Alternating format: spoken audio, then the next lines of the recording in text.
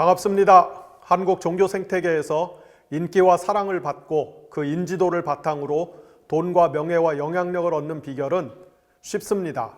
바로 사람들이 좋아하는 달콤하고 감동적인 글과 말을 생산하는 것입니다. 어떻게 보면은 저는 그런 은사와 능력이 조금 있다고 생각을 합니다.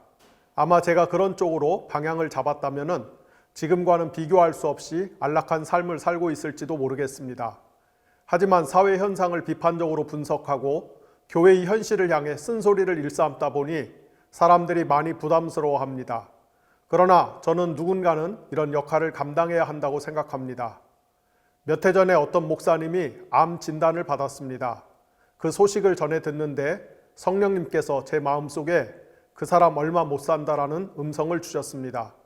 그래서 제가 그 목사님께 얼마 안 남은 시간을 가족과 여행도 다니고 맛있는 것을 먹으면서 소중하게 쓰시는 게 좋겠다고 간접적으로 전했습니다. 그런데 본인이나 주변 사람들의 생각은 정반대였습니다. 하나님께서 반드시 고쳐주신다는 것입니다. 당사자인 목사님은 열심히 책을 읽으면서 목회를 더 잘할 꿈을 꾸고 주변 사람들은 그런 모습을 보면서 그 목사님의 의지를 극찬했습니다. 헌데 어떻게 됐는지 아십니까? 안타깝게도 얼마 못 가 그 목사님이 운명했습니다. 지금 제가 드린 이 말씀은 실화입니다. 한국교회도 그렇고 한국 사회도 그렇고 지금 많이 아픕니다. 사람으로 따지자면 중병에 걸린 상태입니다. 그런데 이런 상황에서 달콤한 이야기로 사람들의 기분을 좋게 해주면서 그 대가로 돈을 벌고 인기를 얻는 것은 마약 장사나 하는 짓이죠. 이런 행위는 마치 병원에서 삶이 얼마 안 남은 사람에게 마약을 투여하면서 진통을 줄여주는 것과 다를 바가 없습니다.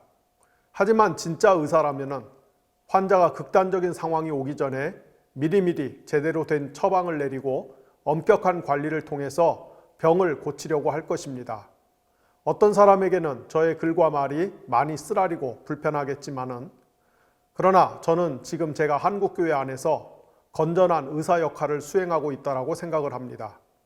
여러분, 원래 몸에 좋은 약은 쓴 법이 아니겠습니까? 오늘은 바이블 에센스 37번째 시간입니다. 이번 시간에는 예언자 호세아의 목소리를 통해 성경의 하나님께서 당신의 백성에게 진정으로 원하시는 신앙과 삶의 본질이 무엇인지를 생각해 보도록 하겠습니다. 저도 어느덧 50 중반을 넘어가는 나이대가 되다 보니 옛날 어린 시절 혹은 젊은 시절 이야기를 꺼내면 부득이 라떼 이즈 호스, 즉 라떼는 마리아가 됩니다. 요즘 젊은 분들이 제일 싫어하는 게 조금 연식이 된 사람들이 늘어놓는 라떼는 마리아라고 하니까 저도 이런 부분이 무척 조심스러운데요. 그래도 어쩔 수 없이 종종 라떼 이야기를 하곤 합니다. 제가 어린 시절에 미국 등지에서 만들어진 영화나 드라마를 볼 때마다 제일 신기하고 부러웠던 장면이 뭐냐면은 서구 사회의 가정에서 부모와 어린 자녀가 서로 대화를 나누는 모습이었습니다.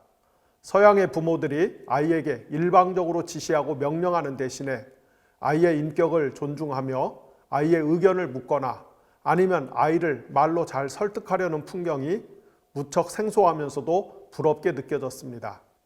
이에 반해 한국 사회는 부모나 어른은 일방적으로 명령하거나 지시하고 자녀나 나이가 어린 사람은 거기에 무조건 순응해야 하는 것이 미덕인 사회였죠.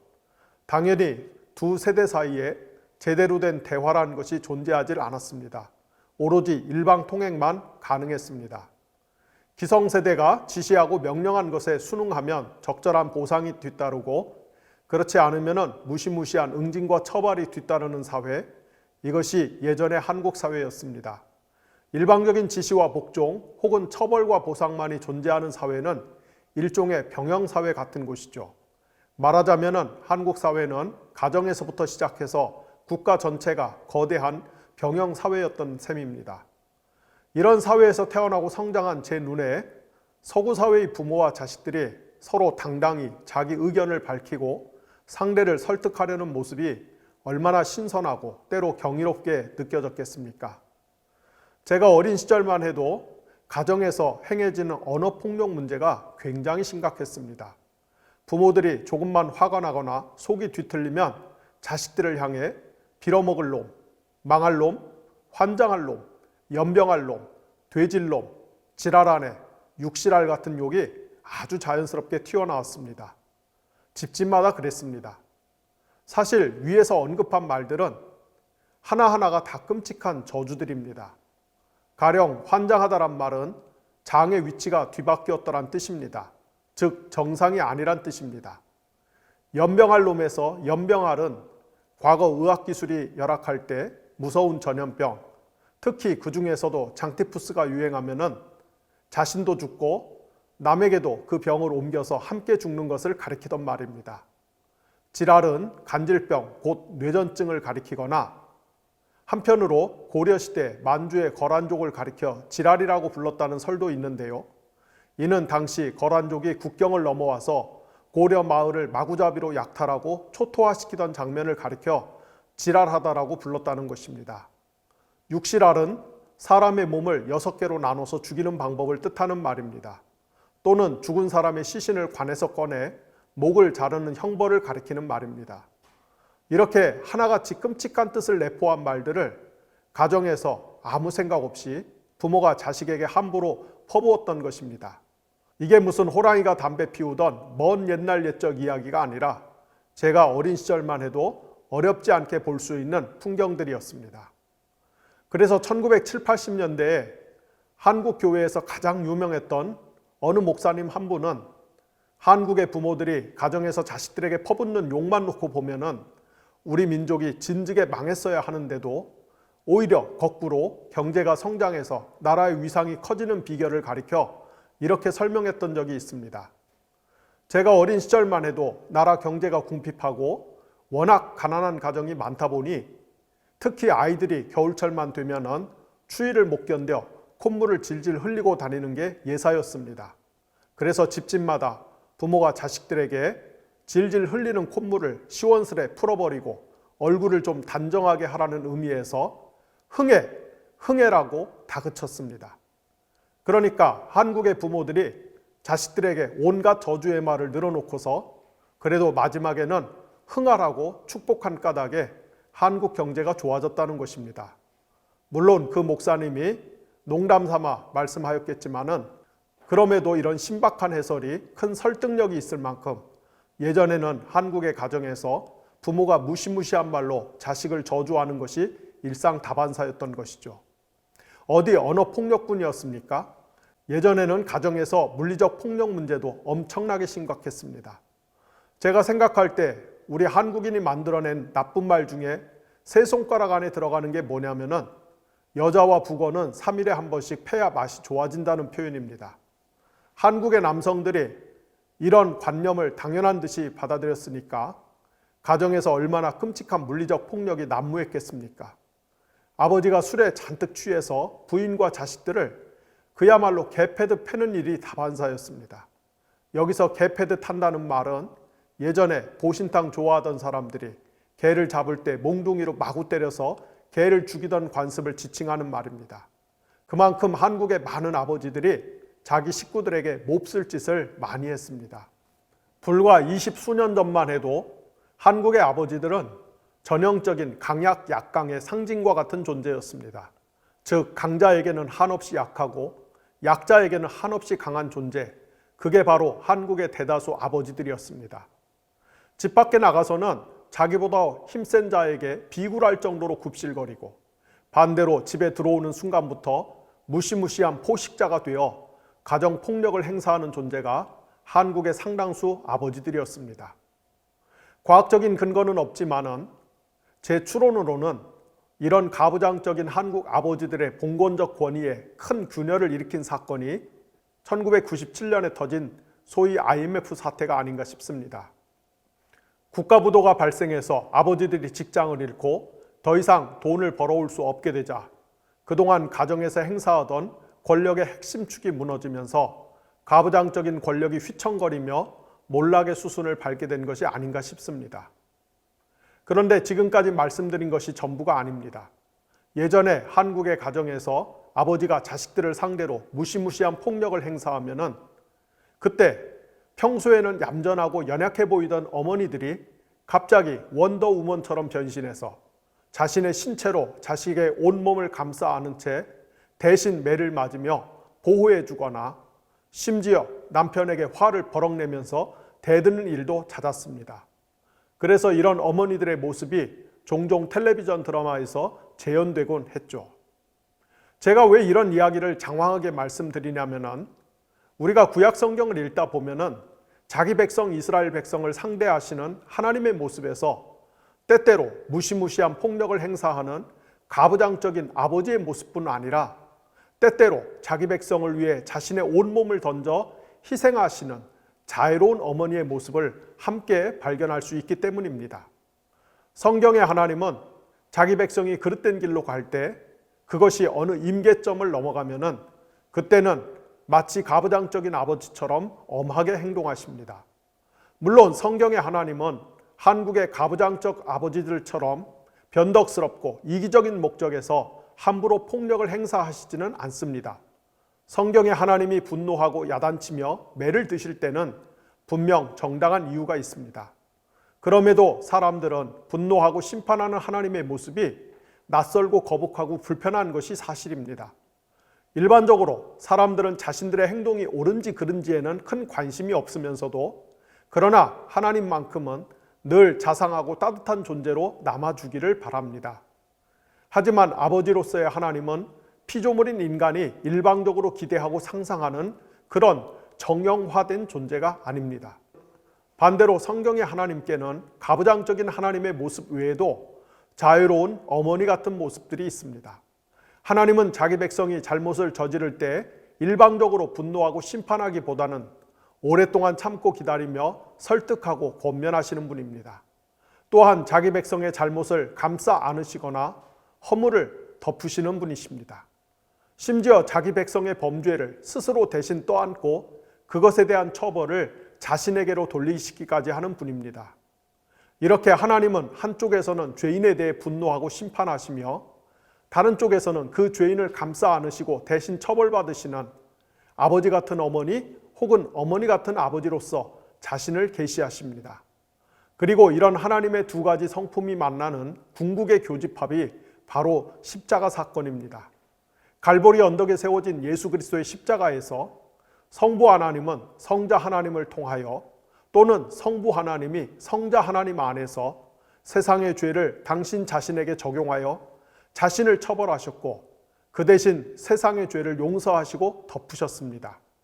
갈보리 십자가에서 하나님은 자기 자신에게는 엄한 아버지처럼 세상을 향해서는 자애로운 어머니처럼 행동하신 것입니다. 지난 시간에 대략 기원전 8세기부터 3세기까지에 걸쳐 인류 역사에서 가장 중요한 종교, 철학, 사상이 집중적으로 등장한 시기를 가리켜 추계 시대라고 부른다고 말씀을 드렸죠. 또 이 시기에 이스라엘 사회에는 문서 예언자들이 등장했다고 말씀을 드렸습니다. 기원전 8세기 무렵 이스라엘 사회에 맨 처음 등장한 문서 예언자는 아모스, 미가, 이사야, 호세아 같은 이였습니다. 지난주에 우리는 예언자 아모스와 이사야가 전한 메시지를 통해 당시 북이스라엘 사회가 경제적 호황과 그 결과로 촉발된 부동산 양극화 문제로 인해 사회 정의가 크게 훼손되어 결국은 패망의 나락으로 떨어졌음을 살펴보았습니다. 제가 누차 말씀드렸듯이 분열 왕국 기간 동안 북이스라엘 사회와 남유다 사회가 공통적으로 안고 있었던 치명적인 문제는 극심한 우상 숭배와 사회 정의의 실종이었습니다. 우상 숭배와 사회 정의의 실종은 별개의 문제가 아니라 동전의 앞뒷면과 같은 문제입니다. 우상은 실제로 살아있는 초자연적인 존재를 가시적인 존재로 표현한 것이 아니라 그냥 인간이 만들어낸 허구의 존재일 뿐입니다. 그렇다면 왜 인간은 끊임없이 우상을 만들어내는 것일까요? 인간이 우상을 제조하는 가장 밑바닥 동기에는 바로 탐욕이 자리하고 있습니다. 인간은 바꿔 말하면 욕망하는 존재입니다. 모든 인간은 오래 살고 싶고 부자가 되고 싶고 유명해지고 싶고 영향력 있는 존재가 되고 싶고 인기 있는 존재가 되고 싶고 등등 수많은 욕망을 품고 삽니다. 그리고 인간은 이런 각종 욕망을 자기 자신의 힘만으로는 도저히 성취할 수 없다라는 것을 알고 그 욕망을 이룰 수 있도록 도와줄 수 있는 강력한 존재, 곧 우상을 만들고 그 우상을 숭배합니다. 따라서 인간이 우상을 제작하고 그것을 숭배하는 행위는 결국 자신의 탐욕을 숭배하는 것에 다름 아닌 것입니다. 인간의 탐욕이 가장 큰 우상, 가장 근본적인 우상 중에 우상인 것입니다. 이렇게 인간은 탐욕스러운 존재, 곧 욕망하는 존재입니다. 그럼 왜 인간은 욕망하는 존재로 살아갈 수밖에 없는 것일까요? 그것은 인간이 피조물이기 때문에, 즉 결핍된 존재이기 때문입니다. 피조물로서 결핍된 존재인 인간은 자신의 결핍을 메꾸기 위해 끊임없이 무언가를 욕망합니다. 고작 80년밖에 안 되는 결핍된 인생을 사는 인간은 더 많은 생명을 욕망할 수밖에 없는 까닭에 불로장생을 가져다주는 약이나 의학기술을 욕망합니다. 이렇게 결핍된 존재로서 끊임없이 무언가를 욕망할 수밖에 없는 필연성을 안고 살아가는 인간은 그 욕망을 채우기 위해 누군가의 소유에 손을 뻗어 그것을 탈취하거나 쟁취할 수밖에 없습니다. 그리고 이런 식으로 나의 욕망을 달성하기 위해서 다른 사람의 권리나 이익에 손을 대는 행위 때문에 사회 정의가 훼손되는 것입니다. 바로 이런 이유 때문에 우상 숭배와 사회 정의의 실종이 늘 함께 가는 것입니다. 북이스라엘과 남유다가 멸망한 이유가 여기에 있습니다. 오늘은 기원전 8세기의 문서 예언자 중 한 사람인 호세아의 메시지를 통해 이 문제를 살펴보겠습니다. 호세아란 이름의 뜻은 구원입니다. 즉 호세아라는 이름은 야훼 하나님이 구원하셨다 또는 야훼 하나님이여 구원하소서란 뜻입니다. 예언자 호세아는 여로보암 2세가 북이스라엘을 통치하던 시기 말기에 사역을 시작하여 기원전 722년에 북이스라엘이 아시리아의 손에 패망한 후 남유다로 이주하여 히스기야가 남유다를 통치하던 초기까지 활동한 것으로 보입니다. 따라서 대략 기원전 760년에서 715년 어간에 활동했던 것으로 추정할 수 있겠습니다.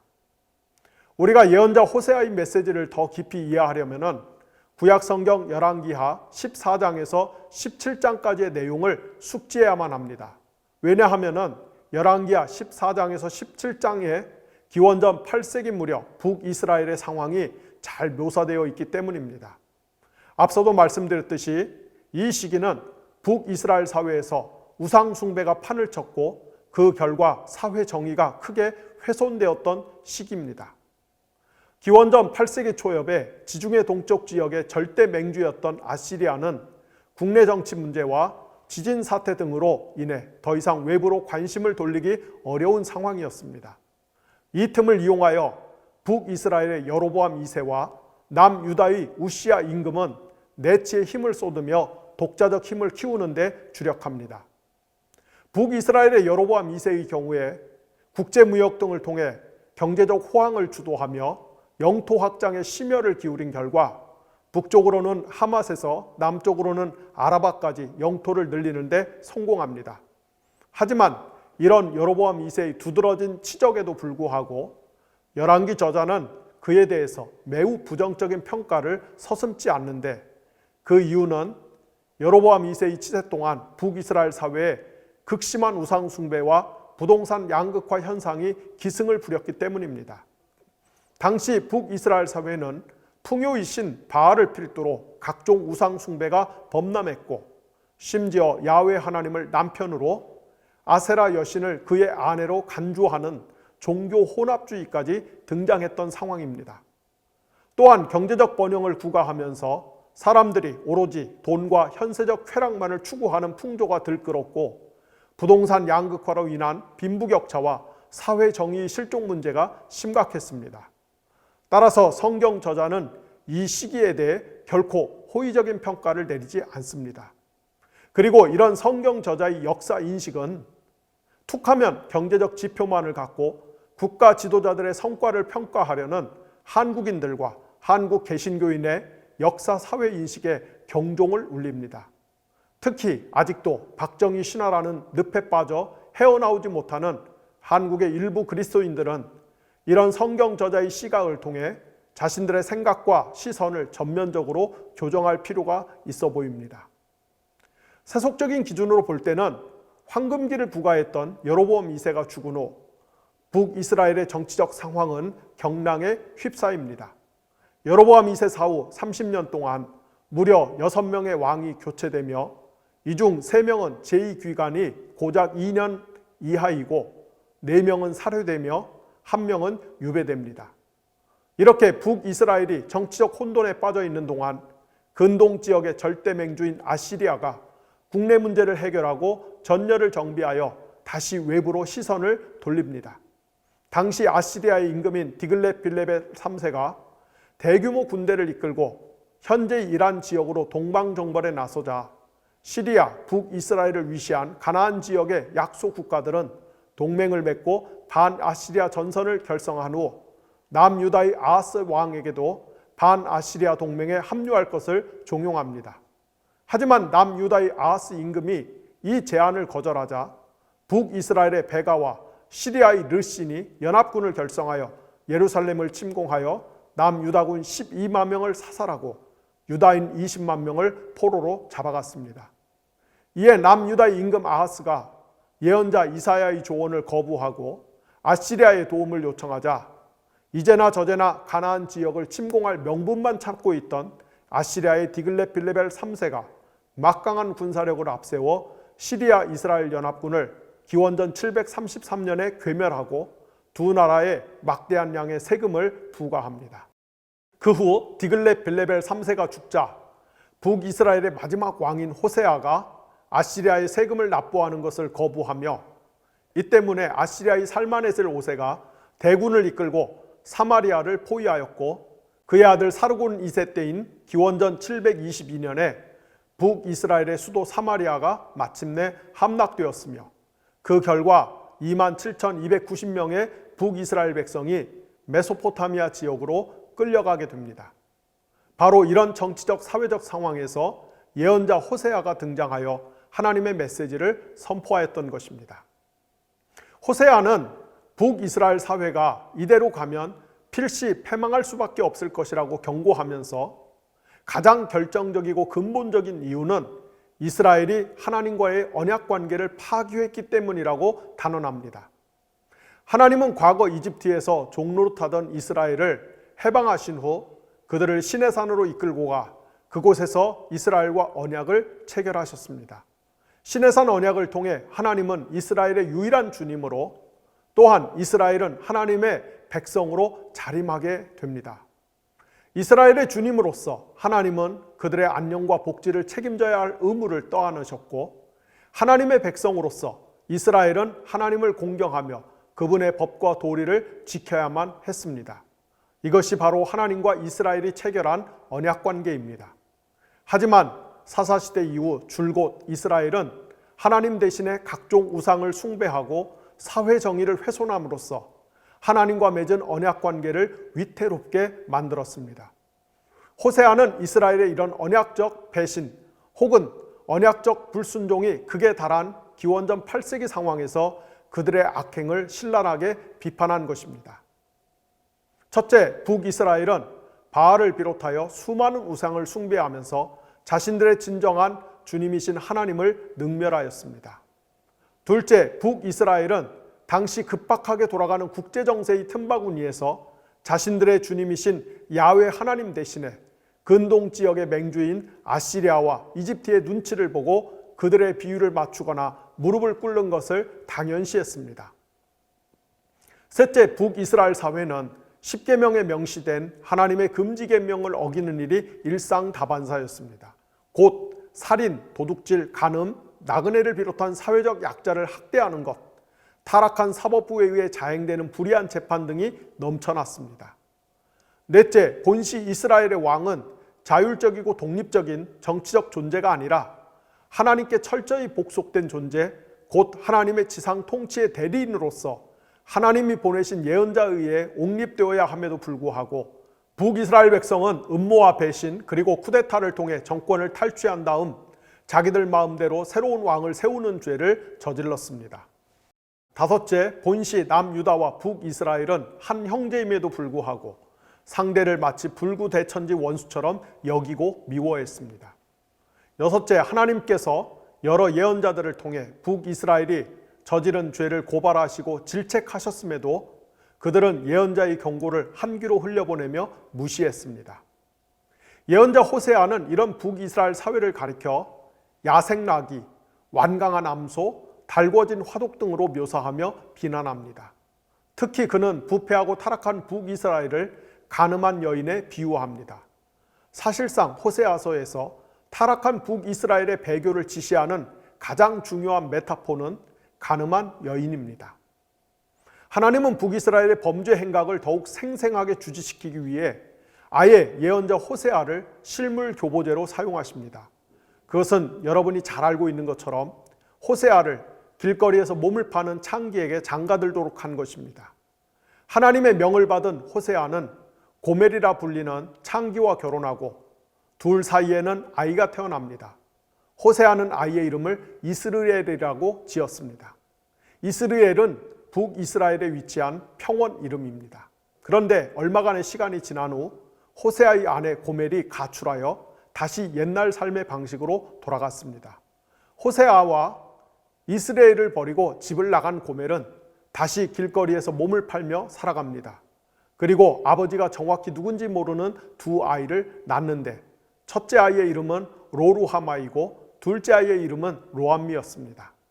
장기 생활을 이어가던 고멜은 빈곤에 허덕이다가 급기야는 노예로 팔려가는 신세로 전락합니다. 그 소식을 들은 호세아는 하나님의 명을 따라 고멜의 주인을 찾아가 그에게 돈을 주고 그녀를 되사서 집으로 데려옵니다. 이런 호세아의 이야기를 통해 우리는 최소한 다음 두 가지 사항을 깊이 생각하지 않을 수가 없습니다. 첫째로 하나님께 쓰임받는다는 것이 결코 쉬운 일이 아니라는 점입니다.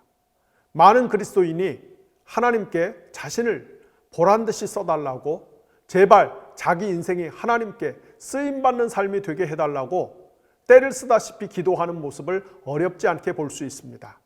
하지만 만약 하나님께서 여러분을 호세아처럼 쓰시겠다고 하면은 그때는 어떻게 하겠습니까? 사실대로 말하자면 하나님께 쓰임받는다는 것은 우리가 상상하는 것과는 전혀 다른 모습일 수도 있습니다. 아니, 역사상 하나님께 제대로 쓰임받은 사람들 대부분이 애당초 자기가 의도하고 설계한 것과는 전혀 다른 인생을 살았습니다.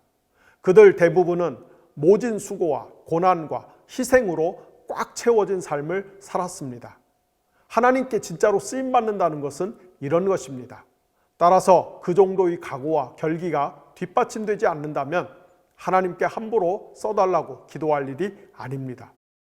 둘째로 호세아의 생애는 여성주의적 시각에서 보면은 굉장히 불편한 이야기인 것이 맞습니다. 아니, 왜 성경에는 주로 여자가 악역을 돈맞는단 말인가?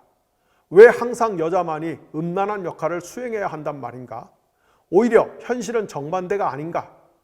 모든 문화에서 결혼관계를 파기하고 부부간의 신실함을 걷어찬 채 음란 행각을 벌이는 자들은 거의 모두 남자가 아닌가? 그런데 왜 유독 성경만 이런 뻔한 인류의 현실을 거부하고 악역을 여성에게 뒤집어 씌운단 말인가? 이런 문제 제기는 100% 정당합니다. 다만 우리는 성경이 남성들이 절대적 힘을 행사하던 고대의 가부장적 문화 속에서 살아가는 사람들을 상대로 쓰였다는 것을 인정해야만 하겠습니다. 성경이 쓰일 당시 1차 청중이 고대 가부장적 문화의 세례를 강하게 받은 사람들이었기 때문에 성경에는 부득이 그런 시대의 관념과 풍습이 잘 보존되어 있습니다. 창조주 하나님은 모든 시간과 공간을 초월하는 절대적 존재이시지만 그러나 고대 세계 안에서 살아가는 사람들을 상대로 자신의 계시를 선포하셔야만 했기 때문에 부득이 고대인들의 세계관에 맞춰 자신의 메시지를 전달하셨던 것입니다. 이런 현상을 가리켜 하나님이 인간에게 문화적으로 양보하셨다고 합니다. 성경에서 주로 여자들이 성적인 유혹자 역할을 하는 것처럼 보이는 현상은 이런 이유 때문입니다. 반대로 만약 하나님께서 오늘날 성경을 다시 쓰신다면 필경 정반대의 현상이 빚어질 가능성이 매우 높습니다. 문화적 관념이나 양식이 달라졌기 때문입니다. 우리가 성경을 읽고 해석할 때는 이런 부분까지 염두에 둬야 하겠습니다. 가족을 버리고 가출하여 창기짓을 하는 음란한 아내를 차마 버릴 수 없어 다시 찾아가 기어이 집으로 데려오는 예언자 호세아의 눈물겨운 순애보는 이스라엘이 타락하고 부패하여 하나님과의 언약 관계를 크게 훼손하였음에도 불구하고 그들을 향한 사랑과 긍휼한 마음을 도저히 끊어버리지 못하는 하나님의 애끓는 심정을 반영합니다. 하나님이 이스라엘을 얼마나 깊이 사랑하시냐 하면 바알을 위시하여 각종 우상을 숭배하며 영적으로 음탕한 짓을 일삼는 이스라엘을 향해 할 수만 있다면 어떻게 해서든지 그들을 다시 언약 관계 안으로 되돌리고 싶어 하실 정도로 사랑하셨던 것입니다. 하나님은 이런 자신의 심경을 예언자 호세아의 생애를 교보제로 삼아 실감나게 전달하셨습니다. 따라서 타락하고 부패한 이스라엘을 향해 무서운 분노의 심경을 발산하는 하나님의 모습이 마치 옛날 가정에서 엄격한 가부장적 역할을 행사하는 아버지의 모습이라면 이스라엘이 끊임없이 범죄함에도 불구하고 여전히 그들을 향한 사랑의 줄을 끊어버리지 못하고 어떻게든 그들을 설득하고 권유하여 다시 언약 관계를 회복하려고 하는 자애로운 하나님의 모습은 엄한 가부장적 아버지의 모습에 맞서 자식들을 온몸으로 지켜내던 어머니의 모습과 흡사하다고 할 수 있겠습니다. 성경의 하나님은 어떤 분이신가요? 이 질문에 대한 답은 하나님은 아버지 같은 어머니, 어머니 같은 아버지로서의 하나님이시다라는 것입니다. 우리가 호세아 이야기를 조금만 더 구체적으로 살펴보면 앞서 호세아가 창기 고멜과 결혼한 다음 태어난 첫 아이의 이름이 이스르엘이라고 말씀드린 것을 기억하실 것입니다. 여기서 이스르엘은 열왕기하 9장과 10장에 따르면 예후라는 사람이 오므리 왕조를 척결하고 폐위시킨 장소입니다. 오므리 왕조는 북이스라엘 역사에서 가장 번성했던 시기 중 하나였습니다. 그러나 오므리 왕조는 극심한 우상 숭배를 일삼았습니다. 특히 오므리의 아들 아합과 그의 아내 이세벨이 통치하던 시기에 북이스라엘은 바알 및 아사레 숭배가 극성을 부렸습니다. 이에 하나님께서는 예후에게 이스라엘에서 아합의 아들 70명과 이세벨을 처단하도록 명하셨습니다.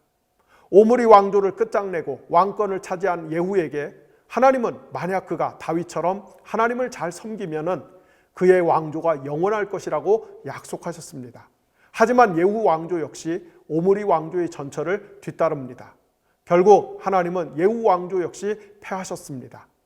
호세아 1장 4절에는 이 역사적 사건이 다음과 같이 서술되어 있습니다. 주님께서 호세아에게 말씀하셨다. 그의 이름을 이스라엘이라고 하라. 이제 곧 내가 예후의 집을 심판하겠다.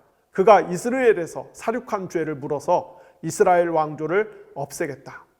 따라서 호세아가 첫 아들을 낳았을 때 하나님이 그 아이의 이름을 이스라엘이라고 짓도록 명하신 것은 바로 이런 역사적 사건에 담긴 신학적 의미를 설명하기 위함이었던 것입니다.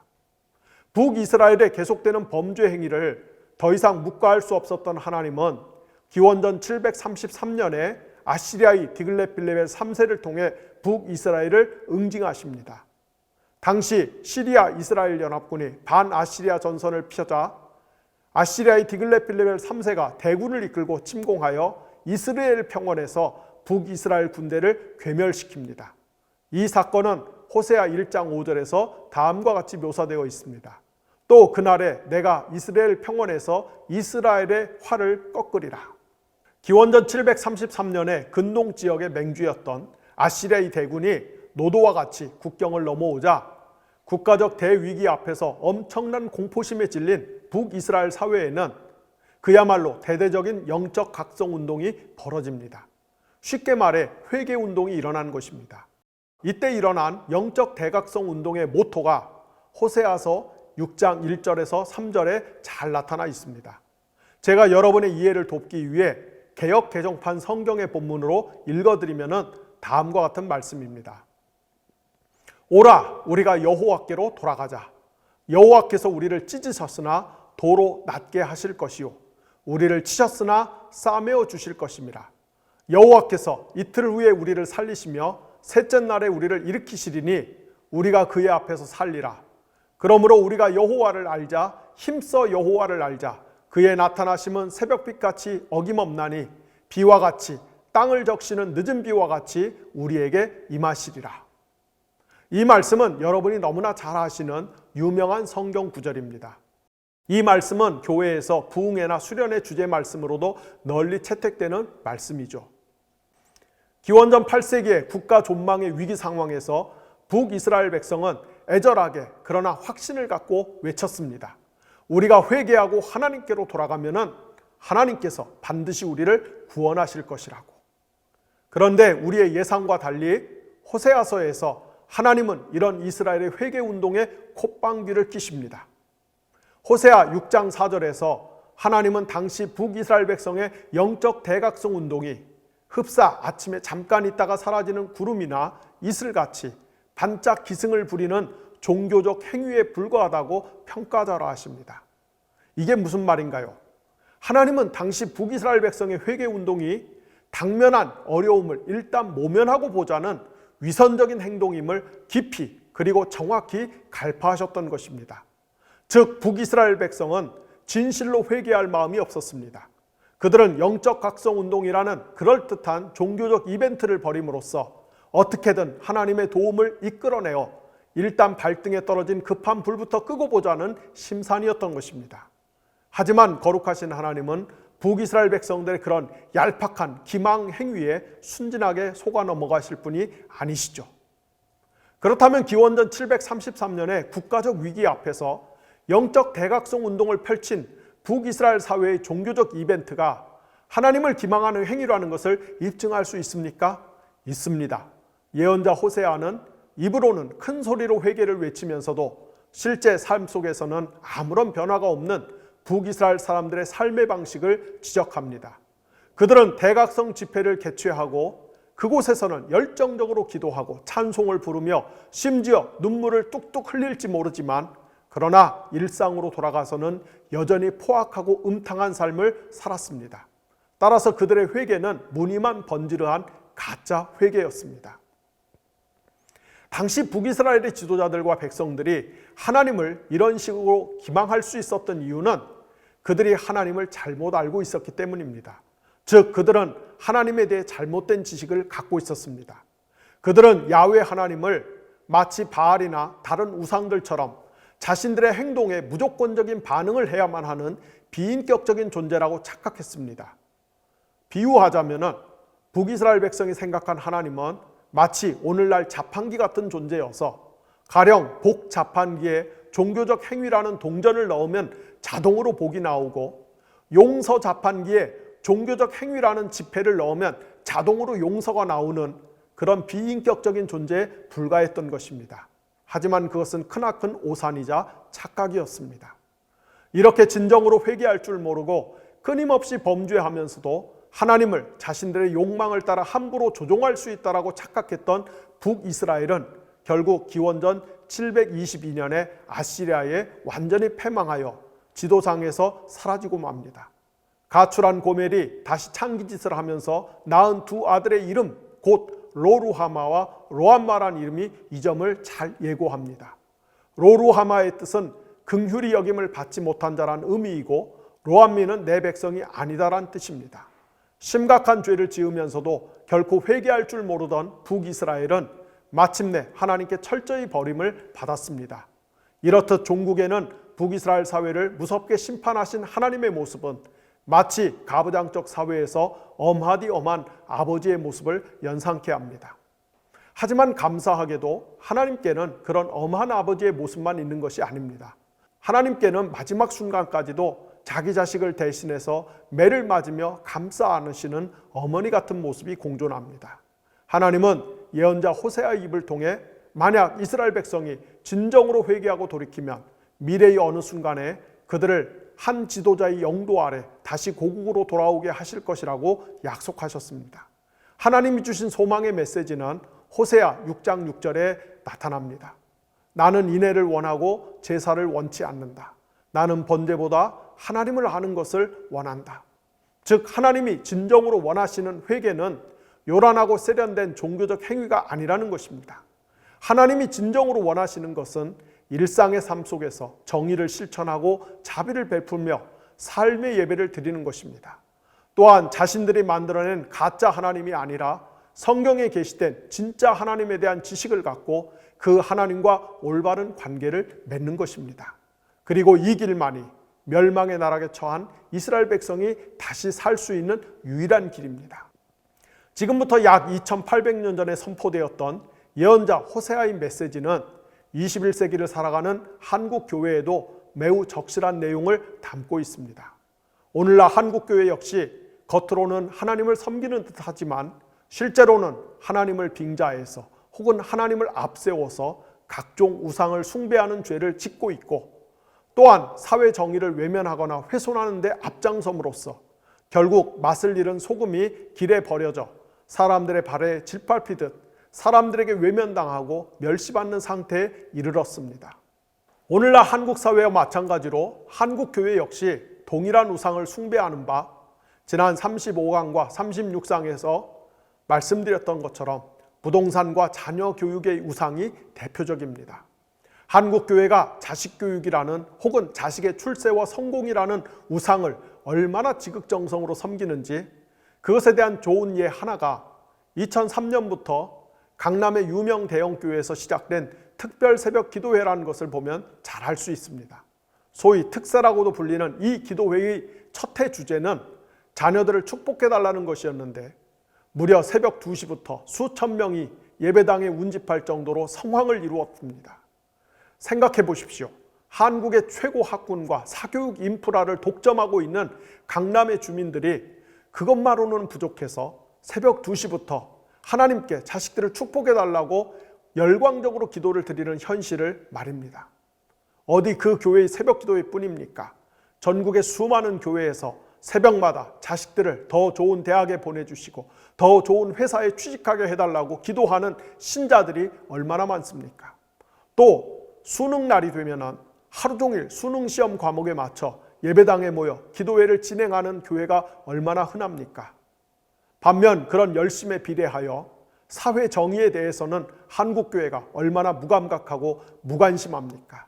아니, 사회 정의를 실현하는 일에 교회가 앞장서서 회방을 놓거나 딴지를 거는 일이 얼마나 잦습니까?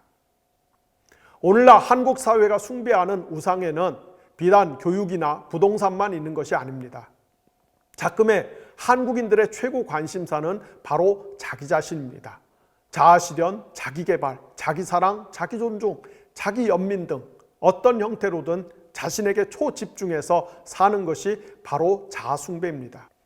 우리가 SNS에서 끊임없이 자기를 선전하고 자랑하고 뽐내는 현상도 자아숭배의 일종입니다. 그런데 교회 역시 이 문제에서 자유롭지 못합니다. 가령 우리가 하나님의 뜻 대신에 내 뜻이 이루어지도록 기도하는 것, 내 감정을 대변하거나 내 기분을 좋게 만들어주는 찬양 가사에 탐닉하는 것, 나를 우대하고 위로하는 설교를 선호하는 것 등이 모두 신앙을 빙자해서 자아숭배라는 우상을 섬기는 것입니다. 문제는 현재 한국교회 현실에서 이런 자아숭배 마케팅을 잘할수록 교회가 더 부흥하고 성장한다는 것이며, 그런 스킬이 능숙한 목사일수록 더 유명해진다는 것입니다. 그렇지만 모든 우상숭배의 말로는 어떻다고 말씀드렸습니까? 네, 멸망이라고 했습니다.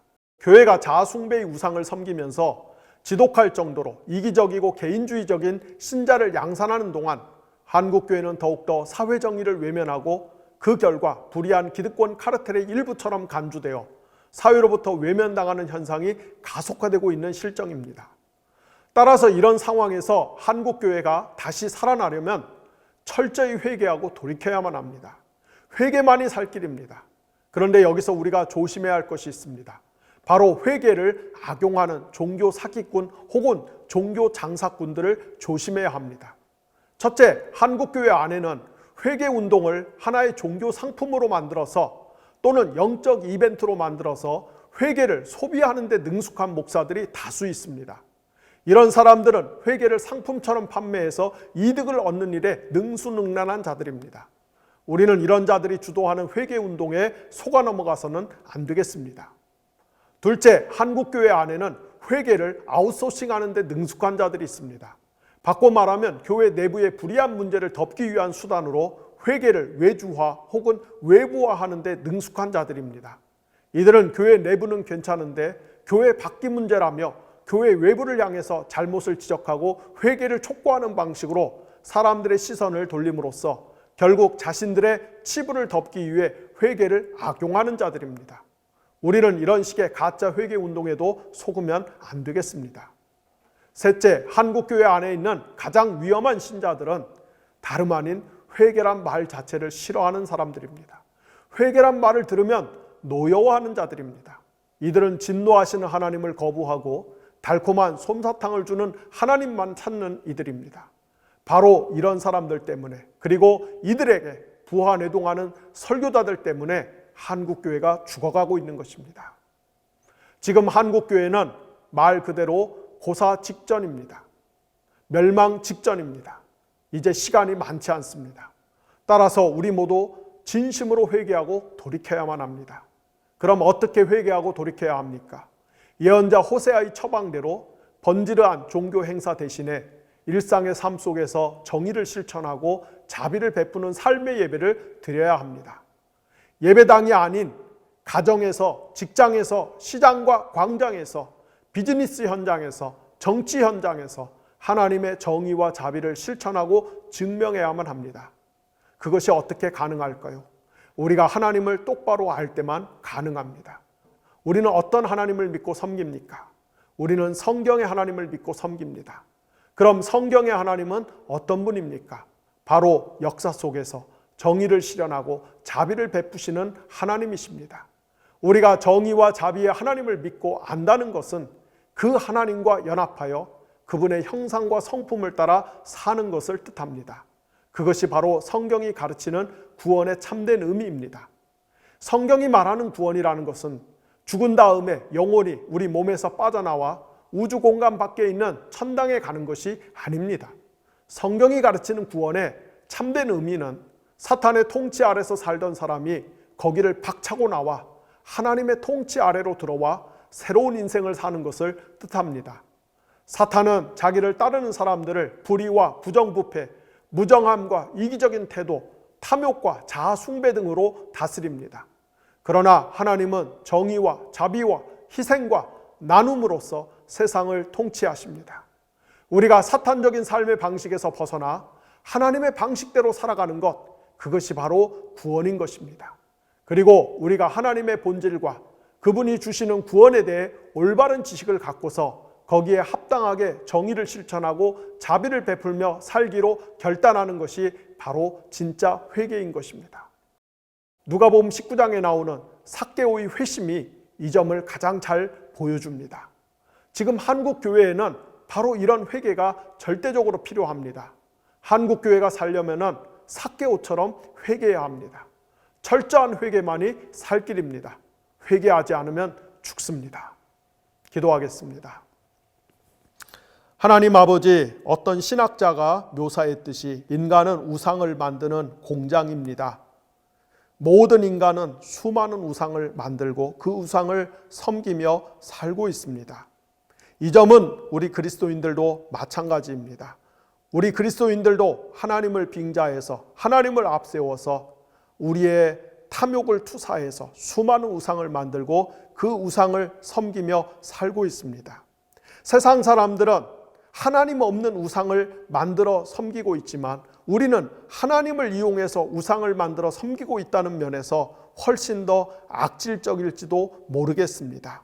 우리가 우상을 숭배하는 까닭에 우리 삶 속에, 그리고 우리가 함께 살아가는 이 사회 속에 사회 정의가 실종되고 훼손하는 일들이 비일비재합니다. 우리는 교육의 우상, 부동산의 우상, 자아 숭배의 우상, 쾌락의 우상을 섬기면서 남을 착취하고 약탈하는 일에 너무나 익숙해져 있습니다. 그 결과 우리는 점차로 패망의 수렁에 빠져들고 있습니다. 하나님, 저희들에게 하나님을 아는 지식을 주시고 그 지식에 기반해서 우리가 참된 구원을 향해 방향을 과격하게 돌려 회개할 수 있도록 도와주셔서 이 우상 숭배와 그 대가로 인한 멸망의 길에서 벗어나 하나님이 주시는 생명의 길로 돌이킬 수 있는 그런 은혜를 허락하여 주시기를 원합니다. 하나님, 한국 사회도 그렇고 한국 교회도 그렇고 시간이 얼마 남아있지 않습니다. 하나님, 저희들에게 시대를 분별하는 안목을 주시고 시간을 계수할 수 있는 지혜를 더하여 주셔서 얼마 남지 않은 그 기회의 시간을 악용하지 않고 잘 선용해서 하나님이 주시는 생명의 길로 돌아갈 수 있도록 도와주시기를 원합니다. 아버지 하나님, 오늘 이 영상을 보는 분들 가운데 마음이 아픈 분들을 위로하여 주시기를 원합니다. 몸이 아픈 분들을 치료하여 주시기를 원합니다. 무거운 짐으로 인하여 삶이 짓눌리는 분들에게 자유함을 더하여 주시기를 원합니다. 여러 가지 문제로 인하여 꽁꽁 묵혀있는 분들에게 하나님이 그 사슬들을 풀어주시고 평안을 회복할 수 있도록 도와주시기를 원합니다. 감사를 드리며 예수님의 이름으로 기도를 드렸습니다. 아멘.